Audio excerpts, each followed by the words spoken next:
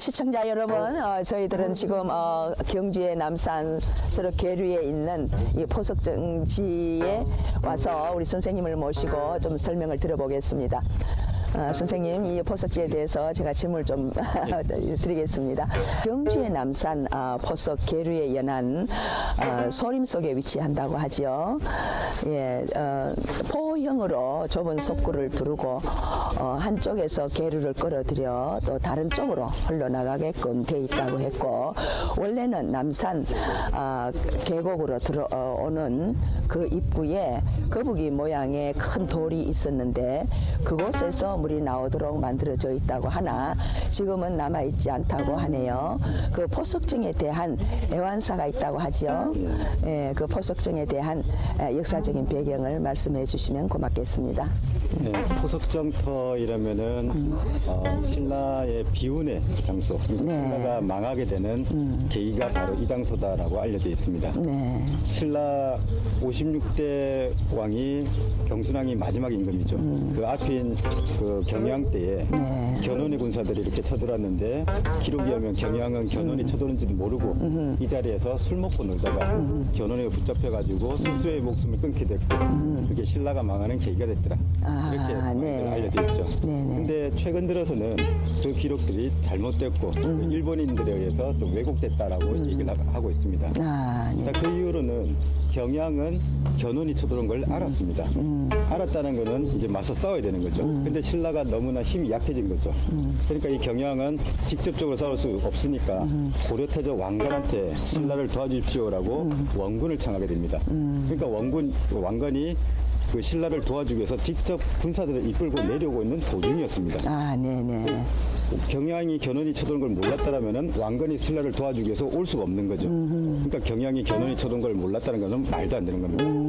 그리고 경양이 이곳에 와서 술 먹고 놀았다고 그랬는데 그 놀았다고 한 시기가 삼국유사, 삼국사기 똑같이 동 11월이라고 기록되어 있습니다. 그러니까 겨울철 11월이라고 당시로서는 음력을 사용했기 때문에 지금 우리 사용하는 양력으로 환산하면은 12월 내지 1월이 되는 거죠.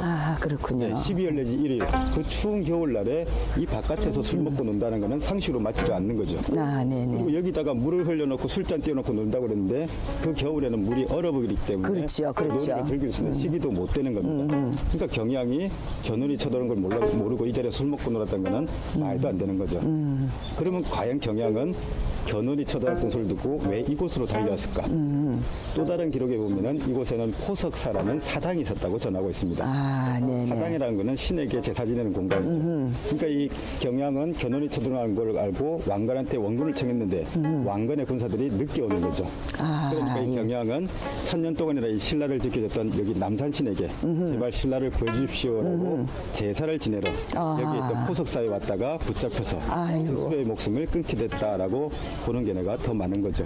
그렇군요. 그래서 여기서 경양이 술 먹고 놀았다라고 이렇게 해석했던 사람들이 일제강점기 때 일본 학자들입니다. 일본인들이 우리나라를 강제로 점령하는 걸 정당하게 해서 역사를 왜곡하는 거죠. 조선 민해나라는 역사를 보더라도 왕들이 술 먹고 놀다 보니까 백성들을 외면하고 거기에서 나라가 망하게 되고 외부의 지배를 받아오는 게 조선의 역사다. 그러니까 조선은 를 받아야 된다. 이렇게 하기 위해서 우리의 할아버지 할머니한테 경양이 술 먹고 놀다가 죽었다라고 이렇게 가르쳐 온 거죠. 그렇군요. 그러면서 일본인들이 이곳을 우리나라 사적 1호라고 지정을 합니다. 사적이라는 건 역사적인 현장. 그러니까 그렇죠. 우리나라의 역사를 패망의 역사라고 이야기하기 위해서 일본인들이 이곳을 사적 1호로 지정을 했던 겁니다. 그런데 안타깝게도 그게 바뀌질 않았습니다. 현재까지도 사적 1호라고 되어 있습니다. 근데 경양이 술 먹고 놀다가 죽은 곳이라면 진짜 부끄러운 역사가 되겠죠. 근데 신라로서는 이 남산이 가장 소중한 공간입니다. 신라의 시조 박역거세 임금이 태어난 곳이 나정이라는 우물이고요. 바로 이 남산 초입에 있습니다. 아, 네네. 그 다음 장소가 있는 곳이 바로 이정수 포석정터죠. 특히나 여기는 남산 신에게 제설이던 포석사라는 사당이 있었고요. 그러니까 신라의 태동이 여기서 시작됐기 때문에 신라 역사에서 첫 번째 장소가 바로 이 남산이라고 할 수 있습니다. 그래서 이 신라의 태동이 이곳에서 이루어졌다는 걸 안다면 사적 일로서 합당하겠죠. 근데 이걸 모르고 술 먹고 놀다가 나라가 망한 거 이렇게 하면 진짜 부끄러운 역사가 되는 겁니다. 아, 예. 그래서 일본인들이 우리나라 역사를 왜곡했던 것들도 이 자리에 있었던 또 비운의 그 아픔이라고 볼 수가 있는 거죠. 그러면 사적 1호라는 그 칭호가 일본인들이 지은 만들어 놓은 일제 강점기 때 붙어 있는 겁니다. 아, 그럼 이거 고쳐야 되잖아요. 예, 요즘에는 네. 번호를 이렇게 별로 이제 중요시하지를 않고 있습니다. 그렇지만 역사라는 것은 네. 그렇잖아요. 우리 후손들에게 바로 전해주기 위해서는 그 일본인들이 정해놓은 우리나라 저 고적지를 사적지를 일본인들이 이게 제 1호로 정해졌다는 것은 좀 수치스러운 생각이 드는데요. 제 생각에. 지금 현재 국보 1호, 보물 1호도 다 일제 강점기 때 붙어져 있는 거죠. 아, 예, 그렇습니까? 그래서 번호라는 거는 서울에서부터 지방으로 번호를 붙여서 내려온 겁니다. 그래서 국보 1호, 보물 1호가 다 서울에 다 있죠. 그래서 1호가 중요하고 24호가 덜 중요하고 이거는 절대 아니고요. 그냥 번호는 그냥 순서를 매긴 것 뿐이지 실제 중요도를 뜻하는 게 아닙니다. 그래서 아, 예. 번호는 그렇게 상관이 없다라고 생각을 하고 대신에 이곳이 왕이 술 먹고 놀던 곳이 아니고 제사를 지내던 곳, 신라에서는 제일 신성한 공간이었다라고만 기억한다라면은 사적으로서도 합당한 자리가 될 거라고 생각합니다. 아, 예, 감사합니다. 몰랐던 것을 오늘 또 선생님을 통해서 귀한 말씀 또 귀한 역사를 또 잘 배운 것 같습니다. 고맙습니다, 선생님.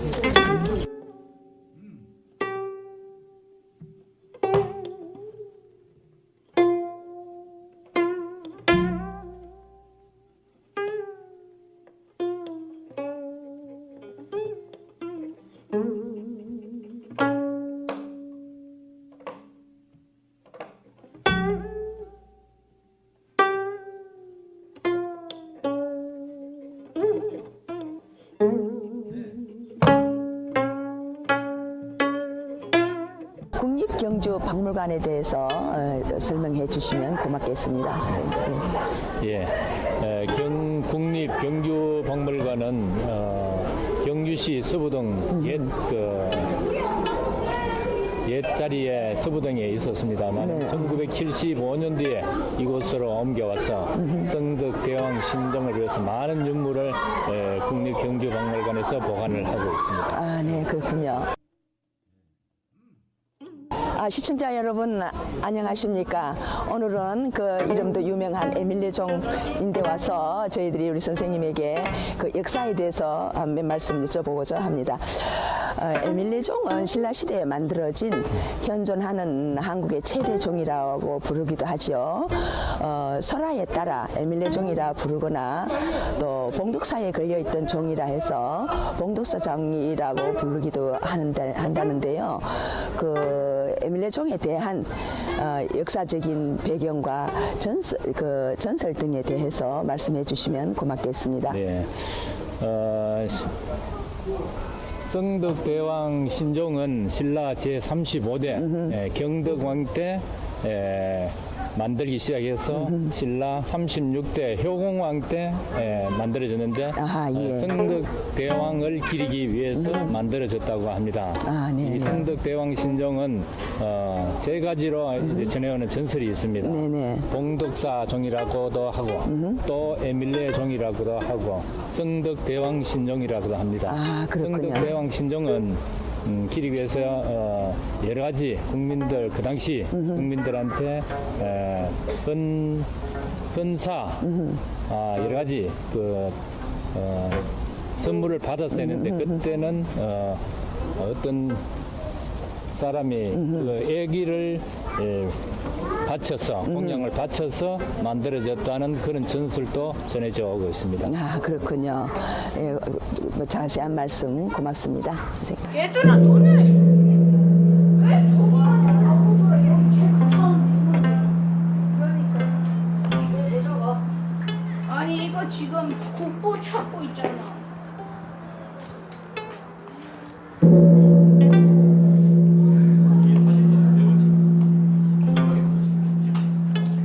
중성이 놔두고 아니야? 주석이 그냥 가버렸어.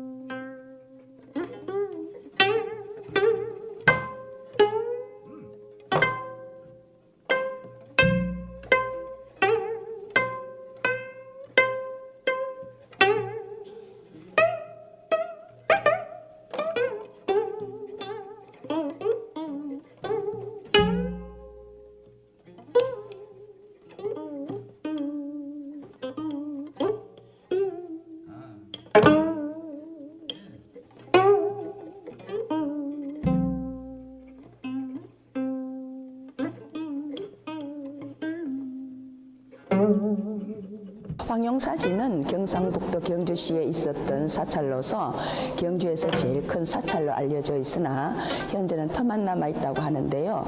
그 이후 그 터엔 황룡사지가 사적 제6호로 지정되었다고 합니다. 그 과정에 대해서 역사적인 배경을 말씀해 주시면 고맙겠습니다. 지금 보이시는 이 황룡사 구층탑은 신라 24대 진흥왕을 비롯해서 진지왕 또 진평왕 선덕여왕 때 이 탑이 완성이 되었다고 합니다. 아, 네. 이 탑의 만들어진 배경은 신라를 중심으로서 신라의 주변 국가 아홉개 나라에서 그 조공을 받기 위한 기념을 위해서 이 탑을 완성을 했다고 합니다. 아, 네. 알겠습니다. 귀한 말씀, 귀한 역사적인 얘기를 이 시간을 통해서 들려주셔서 고맙습니다. 그리고 선생님께서는 이게 황룡사지에 대해서 또 아시는 부분을 또 이렇게 또 설명해 주시면 고맙겠습니다. 네. 처음 여기 황룡사는 진흥왕이 처음에는 궁궐을 늘리기 위해서 늪을 메우고 이제 궁궐을 짓는데 황룡이 나왔다는 소리를 듣고 궁궐 짓는 것을 포기하고 절로 이렇게 만들게 됩니다.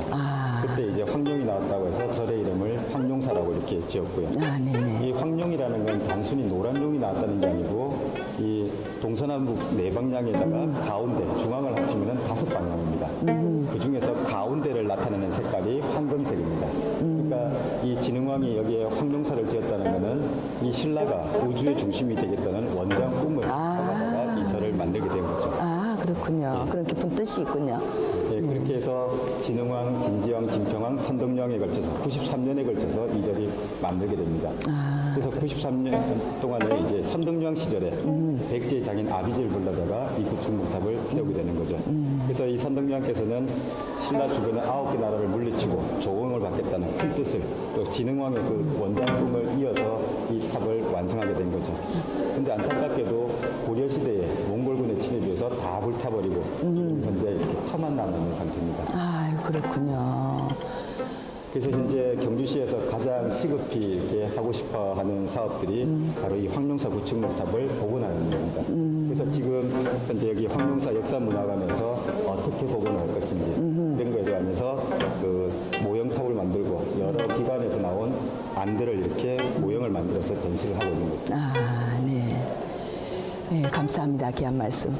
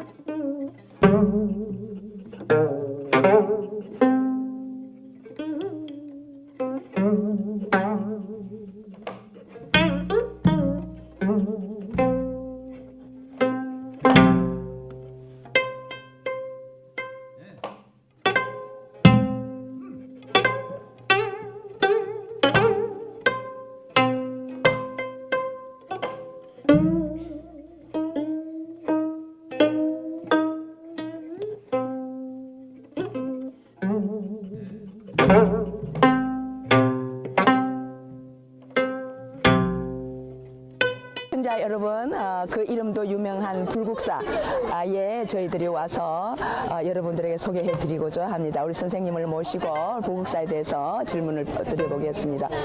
불국사는 경상북도 경주시 동쪽 토암산에 있는 대한불교 조계종 소속이고 신라시대엔 경도왕에서 해공왕 시대에 대규모로 중창되었고 신라 이후 고려와 조선시대에 이르기까지 여러 번 수축되었다고 합니다. 임진왜란 때 불타버렸다 했고 유네스코 세계문화유산에 지정되었다고 하는데요. 그 밖에 역사적인 배경과 사적 지정에 대해서 또 건축물에 대해서 자세히 설명해 주시면 고맙겠습니다. 예, 여기 불국사는 신라시대 재상이었던 김대성이란 분이 네네. 현생의 부모님을 위해서는 불국사를 짓고 전생의 부모님을 위해서는 석굴암을 지었다라는 기록이 나옵니다. 아, 네. 그래서 경덕왕 때에 이렇게 지어진 거라고 알려져 있고요. 그리고 이 불국사가 이제 오랜 시간을 거치면서 이제 많은 수리와 이제 중수를 이렇게 거쳐왔는데 안타깝게도 조선시대에 네. 임진왜란 때 이곳 불국사가 우리 의병들의 본거지였습니다. 아, 네네. 왜군들이 쳐들어와서는 의병들의 본거지 가만두지 않겠죠. 네, 예, 이 그렇겠죠. 불국사를 네. 다 불태워버립니다. 그래서 임진왜란 때 이곳 불국사가 다 재가 돼버리는 거죠. 근데 돌은 불에 타질 않죠. 네. 그래서 돌로 만들어진 부분들, 청운교, 백운교, 연어교, 칠보교, 그리고 석가탑, 다보탑 이렇게 돌로 된 부분들은 남고 나머지는 다 재가 돼버립니다. 아, 그리고 네. 이제 임진왜란이 끝나고 나서 스님들이 이제 다시 돌아서 제일 먼저 대웅전을 짓습니다. 아, 네. 그리고 나서 이제 세월이 흐르면서 건물을 하나씩 내려가는 거죠. 그러면 이제 오늘에 이렇게 됐는데 이곳 불국사에는 현재 우리나라 국보가 6점, 네. 보물이 6점이 네네. 있습니다. 아, 예, 네, 예. 그 많은 문화재들을 이렇게 또 볼 수 있는 곳이 이곳 불국사입니다. 아, 네, 고맙습니다. 경주시에서 시가 관리하는 유적지는 무료 입장이 가능하고 2013년 3월부터는 불국사와 석굴암과 함께 주민등록증이 경주시로 되어 있으면 무료 입장이 실시된다고 하는데 그게 사실인지요? 네, 맞습니다. 기존까지는 시에서 관리하던 사적지들에 한해서만 경주 시민들의 다 무료 입장이었습니다. 네네. 그래서 그때는 국립경주박물관 그리고 석굴암 불국사와 같은 이 종교시설은 경주 시민에도 불구하고 다 입장료를 내고 들어갔어야 됐고요. 네네. 그리고 이제 박물관 같은 경우는 이제 무료 입장이 되면서 전국 국립박물관이 무료 입장입니다. 그래서 경주박물관도 경주 시민과 모든 국민이 다 무료고요. 아, 예. 그리고 이제 경주 시민인데 경주에 있는 석굴암 불국사를 돈 내고 간다는 건 말도 안 되니까 이제 이 조계종 측에서도 경주 시민에 한해서는 그 경주 시내에 있는 사찰들 그래서 석굴암 불국사 분황사 네네. 이 입장료를 받고 있는 이 사찰에 한해서만 그 주민등록증을 보여줄 경우 네네. 무료 입장을 실시하고 있습니다. 아, 그렇군요. 좋은 말씀 또 상세한 설명 감사드립니다, 선생님.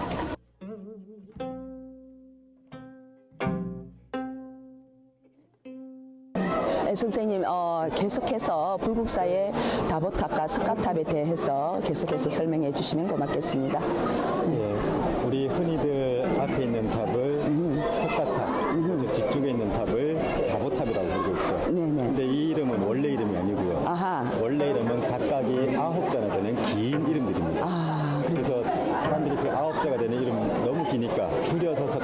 줄여서 다보탑이라고 부르고 있고요. 석가탑의 원래 이름은 석가열의 상주 설법탑, 아하. 줄여서 석가탑이라고 부르고 있고요. 아, 그렇군요. 다보탑의 원래 이름은 다보열의 상주 증명탑, 줄여서 다보탑이라고. 아, 정말 깁니다. 네, 근데 이 9자가 되는 이름이 중요한 게 아니고 무슨 뜻인가가 더 중요하겠죠. 그렇죠, 그렇죠. 먼저 석가탑의 이름, 석가열애. 열애라는 말은 부처님이랑 말이 똑같다 보시면 됩니다. 아, 예, 예. 그래서 석가열애, 석가모니 부처님이 상주, 상주란 말은 항상 이곳에 머물러 계신다는 뜻이죠. 항상 이곳에 계시면서 설법탑, 설법하는 모습을 탑으로 만들었습니다. 이런 뜻입니다. 그러니까 석가탑은 석가모니 부처님이 설법하는 모습, 이렇게 기억하시면 되겠고요. 다보탑의 이름, 다보열애, 다보부처님이 상주, 항상 이 자리에 계시면서 증명탑, 석가모니 부처님의 설법 내용이 진실이다, 진리다, 증명해 보이는 모습입니다. 아. 그래서 다보탑은 다보부처님께서 석가모니 부처님의 설법 내용을 증명하는 모습, 이렇게 기억을 하시면 되겠죠. 아, 그러니까 이제 석가탑과 다보탑은 그 줄임말로 예, 부르는 네임이군요. 예. 아, 예. 그리고 여기가 불국사죠. 네. 부처님의 나라는 뜻입니다. 부처님 나라에 항상 부처님이 있어야 되겠죠. 아, 예. 항상 계시는 부처님이 바로 여기 마당에 있는 석가모니 부처님, 다보부처님이죠. 그래서 석가탑, 다보탑 이름이 붙어 있는 겁니다. 아, 다른 데에 가면은 탑의 이름이 없죠. 탑을 부를 때는 세 가지를 합쳐서 부릅니다. 절 이름, 승수, 재료. 그래서 황룡사, 구층, 목탑, 가문사, 삼층, 석탑. 전부가 절 이름, 승수, 재료죠. 근데 유독 불국사만이 석가탑, 다보탑 자기 이름을 가지고 있죠. 아, 그렇군요. 우리나라에서 유일하게 이름을 가지고 있는 탑들이고 그 이름을 가질 수 있는 이유가 여기가 불국, 부처님 나라고 그 부처님 나라에 항상 계시는 석가모니 부처님, 다보부처님이기 때문에 석가탑, 다보탑 이름이 붙어 있는 거죠. 아, 그렇군요. 대단히 감사합니다. 상세하게 그 이름에 대해서 설명해 주셔서 너무 고맙고 감사합니다. 그동안 여러 차례 두 분 선생님께서 정말 수고 많이 해 주셨습니다. 아, 저희들이 기억 속에서 희미해져 잊혀져 갔던 것들을 기억나게 하시고 다시 깨우쳐 주셔서 고맙습니다. 참으로 우리 선조들께서 그렇게 지혜로우시고 슬기롭고 과학적이시고 건축 하나하나에도 기기묘묘한 솜씨로 세워졌다는 점 정말 위대하시고 감탄할 만한 일인 것 같습니다. 감사합니다. 시청자 여러분 그동안 시청해 주셔서 대단히 감사합니다. 안녕히 계십시오. 감사합니다. 감사합니다.